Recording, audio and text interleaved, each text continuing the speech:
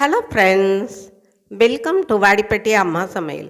இன்றைக்கி நம்ம கிச்சனில் பார்க்க போகிற ஸ்பெஷல் ரெசிபி, எல்லாரும் வெறுக்கக்கூடிய சின்னவங்கலேருந்து பெரியவங்க வரைக்குமே இந்த பாவக்காய்னா காதை தூரம் ஓடுவாங்க.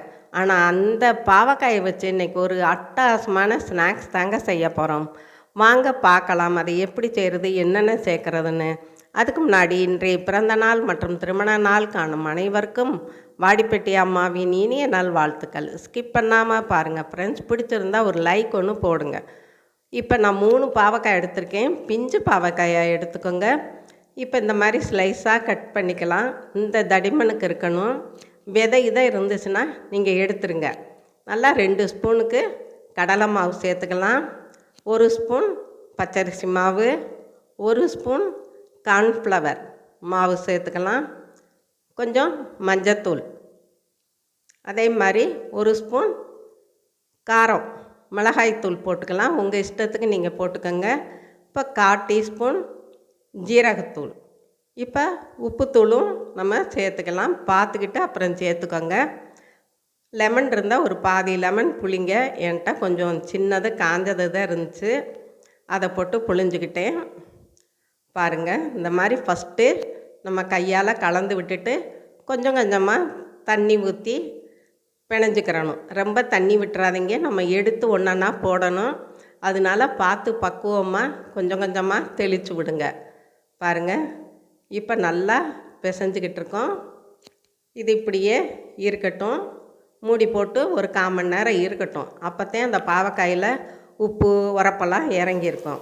இப்போ ஒரு கடாயை காய வச்சு நம்ம பிசைஞ்சு வச்சுருக்க பாவக்காயை ஒன்றா அதில் எடுத்து போட்டுடலாம்.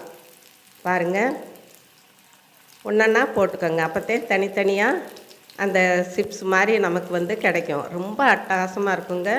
நீங்கள் சாப்பிடாத குழந்தைகளுக்கு கூட இந்த மாதிரி நீங்கள் செஞ்சு கொடுங்க, கசப்பே இருக்காது.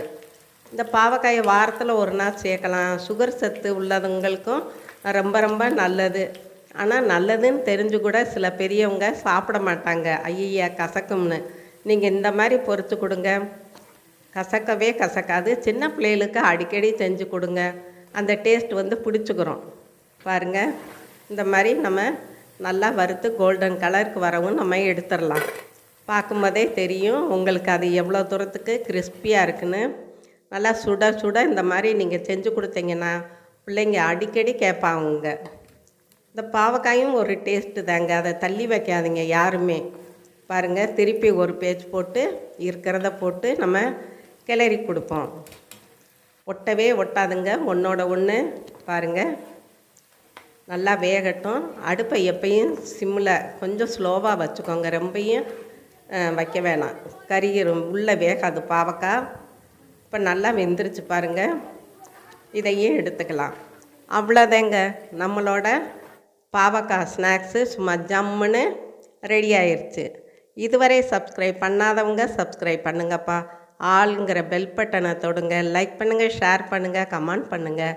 நீங்களும் உங்கள் வீட்டில் ட்ரை பண்ணுங்கள், சாப்பிடுங்க, சந்தோஷமாக இருங்க. நன்றி, வணக்கம்.